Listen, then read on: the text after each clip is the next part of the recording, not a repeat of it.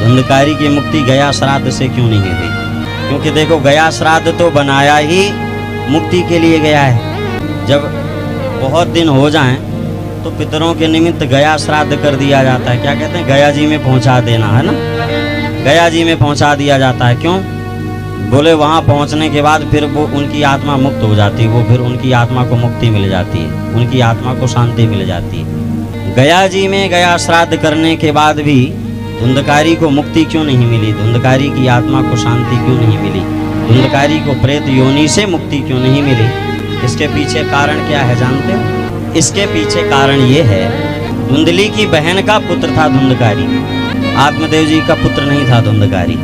मतलब धुंधकारी जो है वो अपनी माता का पुत्र नहीं था, धुंधली का पुत्र नहीं था, उसकी बहन का पुत्र था। अब गोकर्ण जी महाराज जब उसका तर्पण करें, श्राद्ध करें, अब वहाँ के गया जी के पंडा बोलें महाराज नाम गोत्र बोलो, तो नाम तो धुंधकारी का ले लें, पर जब गोत्र का नंबर आए तो गोत्र में क्या बोलें? वही जो आत्मदेव जी महाराज का गोत्र। और बस यहीं गोत्र लेने में ही मिस्टेक हो जाए, क्योंकि वो तो आत्मदेव के साड़ू भाई का बेटा था ना, वो आत्मदेव जी का बेटा तो था नहीं। तो संकल्प में, पूजन में संकल्प की सबसे बड़ी प्रधानता होती है।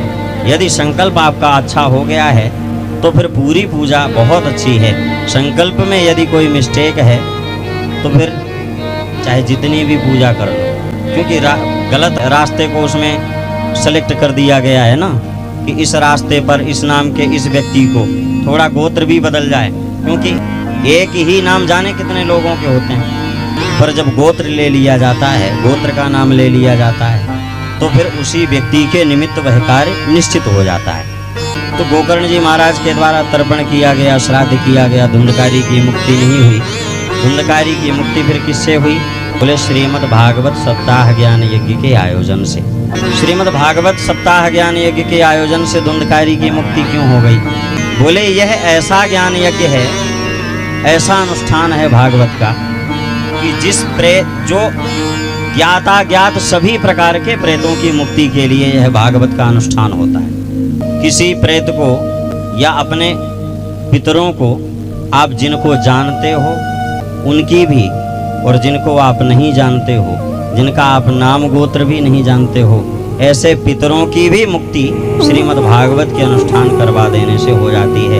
आप केवल संकल्प में इतना बोल लो कि हम अपने पितरों के निमित्त इस भागवत का अनुष्ठान करवा रहे हैं, तो पितर में फिर कोई 2-4 पीढ़ी तक के ही पितरों की लिमिट नहीं होती है। जितने भी आपके पितृ देवता हैं और अभी तक मुक्त नहीं हुए हैं, उन सभी के निमित्त यह भागवत का अनुष्ठान हो जाया करता है। गोकर्ण जी महाराज के द्वारा भागवत का अनुष्ठान किया गया, धुंधकारी की मुक्ति हुई। समस्त उत्तम नगरवासी सब के सब भगवान के धाम बैकुंठ हो गए।